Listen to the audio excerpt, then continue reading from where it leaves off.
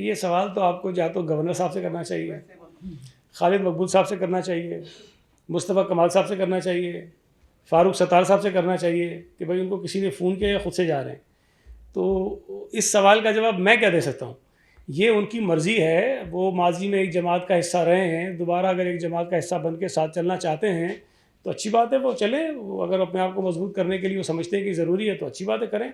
मुत्तहिदा कौमी मूवमेंट के जो एतराज़ात हैं डिलिमिटेशन के ऊपर, वो भी इलेक्शन कमीशन ने ही करवाई। ये जो बार बार तासुर आता है कि सिंध हुकूमत ने गलत हल्काबंदी कर दी, सिंध हुकूमत ने हल्काबंदी नहीं की है और ना हमारा ये काम है।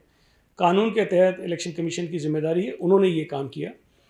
और जब हल्काबंदी होती है तो जो डिलिमिटेशन का एक्ट है, जो कानून है, उसके मुताबिक अगर किसी शख्स को हल्काबंदी पर कोई एतराज़ हो तो पहले मरहले में इलेक्शन कमीशन में उसके ख़िलाफ़ अपील होती है और उसके बाद अगर कोई उससे भी मुतमईन ना हो तो हाई कोर्ट और फिर सुप्रीम कोर्ट जाते हैं।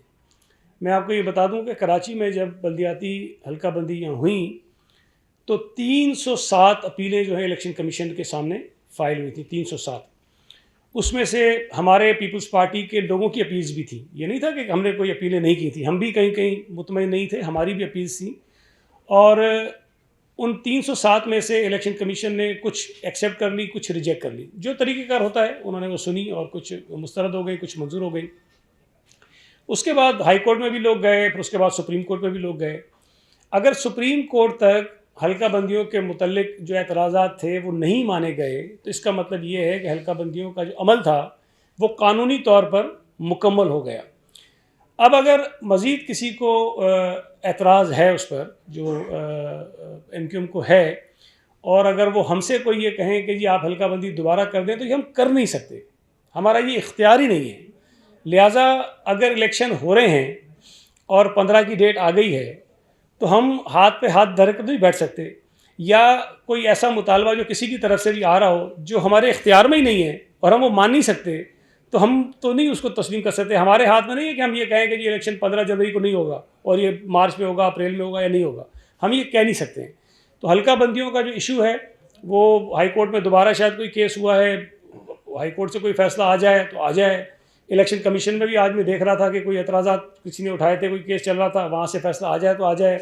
लेकिन सिंध हुकूमत या पीपल्स पार्टी ख़ुद से ना तो इंतखाबात को आगे करवा सकती है और ना ही हल्काबंदियों के अमल को जो है दोबारा शुरू करवा सकती है। 15 तारीख को इंतखाबात होंगे अगर सूबा सिंध के 2 डिवीज़न्स में, और उन 15 तारीख के इंतखाबात में जो 2 डिवीज़न हैं जहाँ इलेक्शंस हो रहे हैं वो सिंध की आधी आबादी के करीब बनती आबादी जहाँ पे इलेक्शंस होने हैं। अब हम सिर्फ किसी एक जमात की जानिब से कोई धमकी आमेज़ ख़त आ जाए तो उसकी बुनियाद पर आप ये कैसे फ़ैसला कर सकते हैं कि जी इलेक्शन ही ना हो। अगर इलेक्शन होंगे तो ज़ाहिर है कि उस दिन सियासी सरगर्मियाँ होंगी, तमाम सियासी जमातें अपना अपना काम करेंगी, और ज़ाहिर है कि अगर इलेक्शन हो रहे हैं तो उससे पहले जितनी एक्टिविटीज़ होनी होती हैं, जलसे, जुलूस, रैलियाँ, वो तो सब होंगी।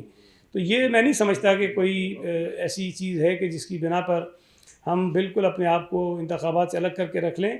आपको याद है कि 2013 का जो इलेक्शन था उससे पहले भी इस किस्म की धमकियां दी गई थी और कुछ कोशिश ये थी कि उनकी जो हामी जमातें हैं उनके लिए माहौल और हालात को साजगार बनाया जाए।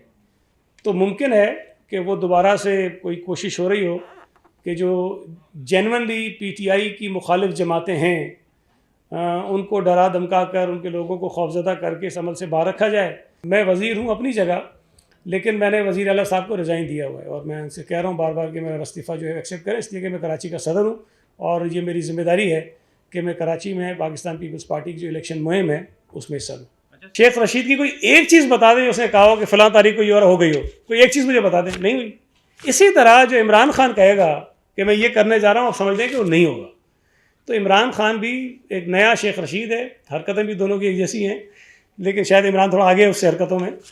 तो ये नॉन सीरियस आदमी है।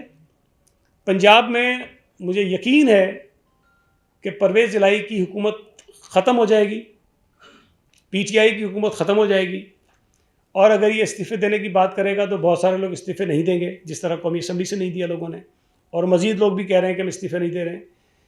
ये निज़ाम चलता रहेगा। इमरान की सियासत सुकड़ती रहेगी और इमरान पाकिस्तान की सियासी तारीख का एक माजी और एक बड़ा भयानक ख्वाब जो है वो बन के ख़त्म हो जाएगा। और इमरान खान जो है वो पॉलिटिक्स जो उसकी लाइफ है वो उसकी बिल्कुल ख़त्म हो गई है और अब वो बस कोई और काम करेगा। पीपल्स पार्टी कराची में इस वक्त बल्दियाती इलेक्शंस में बहुत संजीदगी से हिस्सा ले रही है और ये बात आपके इल्म में है कि पाकिस्तान पीपल्स पार्टी ने शायद चंद एक मकामात के अलावा कराची की हर नशिस्त पर जो है अपने उम्मीदवार खड़े किए हैं। सिर्फ गालिबन 2 यूसीज़ ऐसी हैं जहाँ हमारे उम्मीदवारों के कागजात की नामजदगी जो हैं वो टेक्निकल बुनियादों पर मुस्तरद हुए हैं, वरना हमने हर यूनियन कमेटी में अपने चेयरमैन और वाइस चेयरमैन के उम्मीदवार जो हैं वो प्लेस किए थे। और कई ऐसी यूसीज़ भी हैं जहाँ मुख्तलिफ़ जमातों से हमारा इत्तेहाद भी हुआ है लोकल सतह पर। कहीं पर मुस्लिम लीग नून के साथ है, कहीं JUI के साथ है और कहीं किसी और जमात के साथ एक आध मकाम पर है।